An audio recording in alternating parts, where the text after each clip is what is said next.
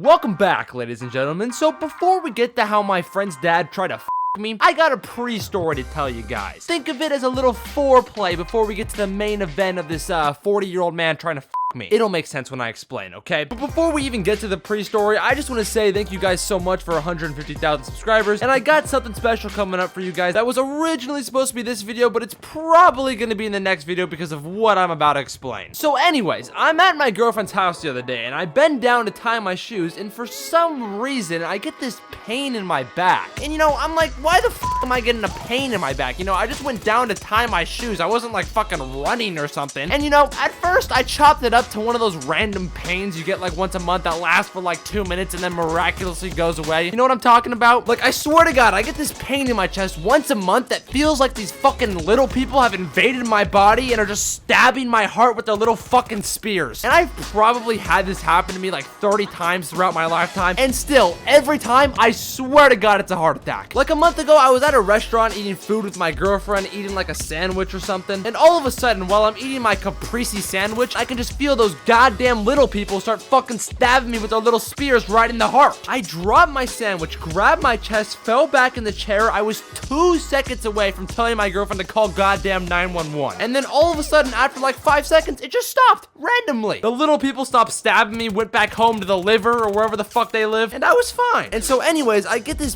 pain in my back while I'm tying my shoes, and I immediately just lied down on the floor and started rolling around on the fucking ground like I was a goddamn dog in the grass. And my girlfriend's looking at me rolling on the floor like a goddamn golden retriever, and she's like, are you okay? What happened? And I stopped rolling on the ground after realizing that I probably looked like an idiot, and then I swear to God I said this: I'm fine, I'm fine, I'm fine. Don't worry about me, I'm fine. And then under my breath, I mumbled, it's those goddamn little people again. Get the fuck out of my body, you motherfuckers. And listen, my girlfriend hears me say this, and she's like, what are you talking about? Are you okay? What's going on? And keep in mind, my back is still hurting like a bitch at this point, and I'm getting agitated, and I'm like, Amelia, it's the fucking little people, okay? They always do this shit. Watch, in 5 seconds, they're gonna go away like the little bitches they are. Then a minute went by, I was still rolling on the ground like a goddamn idiot. So now, not only is my back hurting like a bitch, but my girlfriend also thinks I'm clinically insane. And it doesn't stop hurting the whole rest of the day, and the whole time I was thinking, what did I do to make these little people so mad at me? And as I was thinking, you know, maybe they didn't like the smoothie I had for breakfast or something, I then realized what had actually happened. You see, what had actually happened was I pulled my back tying my shoes like an 80-year-old grandpa. I swear, I can't even lie. As a 19-year-old child, I pulled my back tying my shoes. Not playing basketball or like running. No, I pulled my back tying my shoes. I had plans that day. Do you know what it's like having to tell your friends you can't go to dinner because you pulled your back? Do you have any idea the amount of shit I got from them when I said I couldn't eat at Olive Garden because I pulled my back tying my shoes? But listen, I also learned a lot from pulling my back as a 19-year-old child. And one of the things I learned was why old people make the fucking noises they do. You know what I'm talking about. If you've ever been next to an old person, every 2 seconds it's just... It's like, hey, old man, this is America. We're speaking English here. We're not speaking whatever you heard in the Vietnam War, okay? But let me tell you something. When I pulled my back, every single stair I walked up, I went... My back was hurting so bad, I would be sitting down and I'd be like... But as I was sitting there just moaning to myself, it got me thinking. You see, I am now convinced that the producers of The Walking Dead put mics in front of old people, and that's the zombie noises you hear. But listen, okay, this is when I hit the lowest point of the day. So I was setting up this microphone stand thing, and literally all I had to do was just click 3 things together, and that would be it. And all of a sudden, while I was just trying to click these 3 things in, my back completely gave out on me. I just slowly started falling back in slow motion like an old grandma, because that's how they all fall. They all fall in slow motion. Think about it. Have you ever seen an old person fall down at like Mach 2? I swear, next time you see your grandma falling, don't help her. Just watch as she slowly falls back at a top speed of 2 miles an hour. Anyway, so I fall back and I'm just laying on the ground again, and no matter how hard I tried, I could just physically not get up. No matter what I did, it was impossible. And as I was laying down on the dirty floor looking up at the ceiling, all I could think about was one thing. All I could think about was those old Life Alert commercials. The fucking help, I've fallen and I can't get up. As a kid, I used to talk so much shit about those,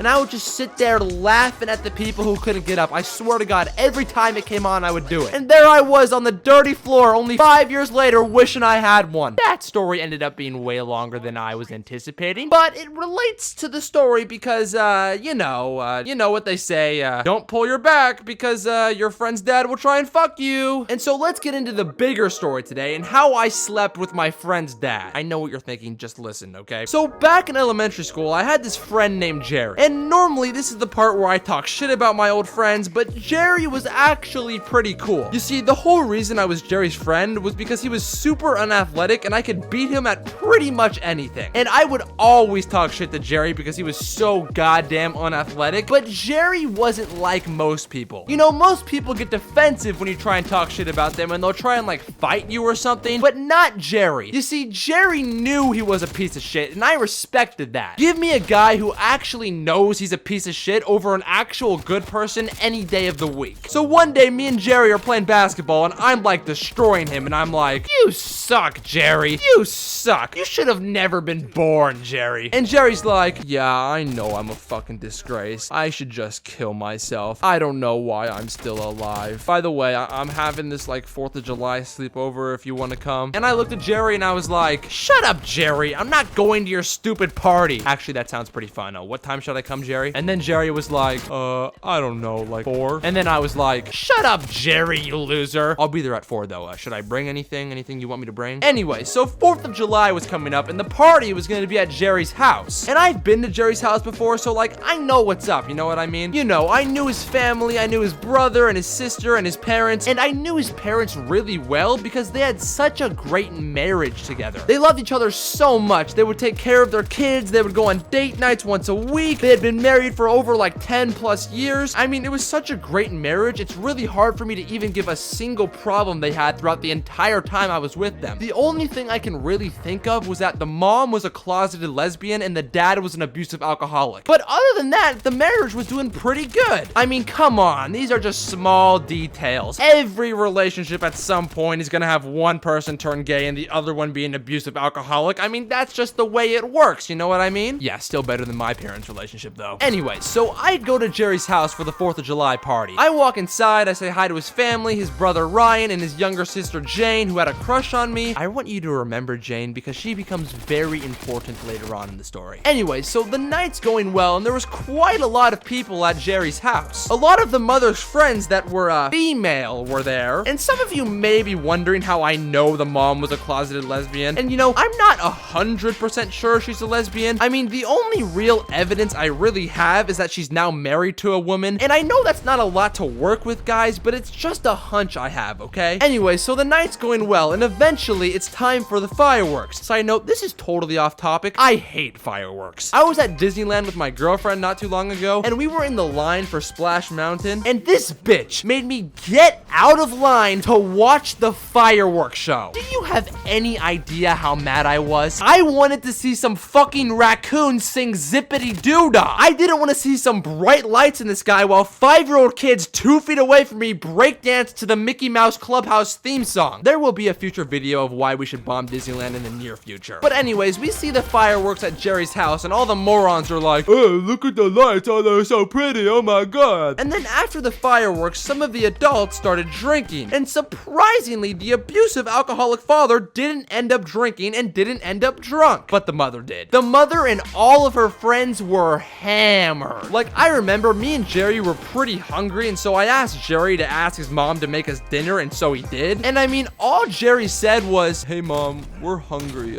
Can we have dinner, please? And his mom was so hammered, she was like, Jerry, I wish you were never born. Make your own damn dinner. And Jerry, knowing that he was a piece of shit, was like, okay, mom. But listen, the mom was so hammered that night that that's not even the worst thing she did. You see, she was so hammered that night, she forgot she was married to a man. Now, keep in mind, I didn't know what was going on at the time, and I'm piecing this together now, but what I saw as an elementary schooler was because I saw the mom go into her bedroom with 3 other females and then lock the door behind her. Now, piecing this together as a 19-year-old, the mother definitely went in her room to have a group orgy with those 3 other girls. Anyway, so it's getting later and later, and eventually it's time for us to go to sleep. And the mother still hasn't come out of her room. We ended up not eating dinner. The father is now drinking his life away because his wife is getting her ass eaten out by 3 other girls. And on top of all of that, there was no supervision to tell Jerry's sister Jane she couldn't sleep in the same sleeping bag as me. So for some reason, Jerry and his brother and his sister and I were all sleeping in the living room. And because Jane had a crush on me, she was like touching me and shit. And so eventually I started getting pretty tired and I wanted to sleep, and I had just had enough of this 5-year-old touching me. And so I just knocked this 5-year-old out. I mean, just one punch right to the jaw. Just kidding, okay? She ended up falling asleep, okay? I didn't do anything. And so we end up all falling asleep as Jerry's family is just crushing all around him. But for some reason, in the middle of the night, I woke up with this feeling that like someone was watching me. And so I wake up and I'm like looking around the room, and I notice that Jerry's dad is in the corner and he's just staring at us. And he was probably like 10 feet away from me, and he was just standing in the corner staring. And I tried to just pretend that I was asleep or something, but then I noticed something. You see, Jerry's dad wasn't staring at all of us. Jerry's dad was only staring at me. And I was like, this is pretty weird. Like, does this guy want to fuck me or something? And then I started thinking about it more and more, and I started to get even more confused. Because like, I was a cute kid, don't get me wrong, but like, I wasn't that cute, you know what I mean? Like, I wasn't cute enough to go to jail over. You know, now that I'm thinking about this more, say what you will about child molesters, but they know their place. Like, most of these people know they're ugly, and so they go for kids that are as ugly as them. I mean, when you see these events happening in the news, it's almost always with an ugly kid. You know, the attractive kids aren't getting fucked by priests, and I think that's very noble of them. Anyway, so I was sorta out of my friend's dad league, but I wasn't like unobtainable, you know what I mean? It's basically like me with Henry Cavill. Like, yes, I'm sorta out of Henry Cavill's league because I'm a bit more attractive than him, but I would still consider dating him. I would suck that man dry in the non-gayest way possible. Anyway, so Jerry's dad is staring at me, and he doesn't stop staring for what seemed like hours. And it was honestly one of the most uncomfortable situations that I've ever been in my entire life. Like, you know when you're supposed to be sleeping, but then your mom walks in the room so you pretend like you're asleep? Imagine that, except your mother is a pedophile that hasn't left your room for 3 hours. But eventually, after probably like 2 or 3 hours, Jerry's dad finally left. And I was so sussed out about that night that I left first thing in the morning and I never went back to Jerry's house. But here's where it gets weird. 10 years later, yes, 10 whole years later, I'm at the YMCA pool because for cross country I was injured, and if I ran in the pool it didn't hurt as bad. And because I was running in the pool, I wasn't in the actual pool, and I was actually in the kiddie pool so it could be shallow and I could run. And normally I was the only one there above the age of 5, but this one day I was walking towards the kiddie pool to start my workout, and I looked up at the kiddie pool and I saw this like 40-year-old man in the kiddie pool. And as I got closer and closer, I realized that that 40-year-old man was Jerry's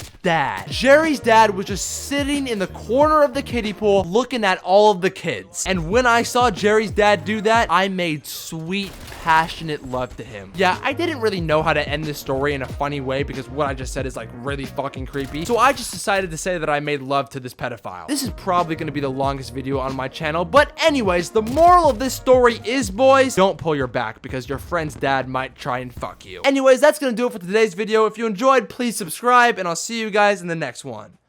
Peace. Can you fat asses get off of your goddamn couch and subscribe to my channel? Thank you.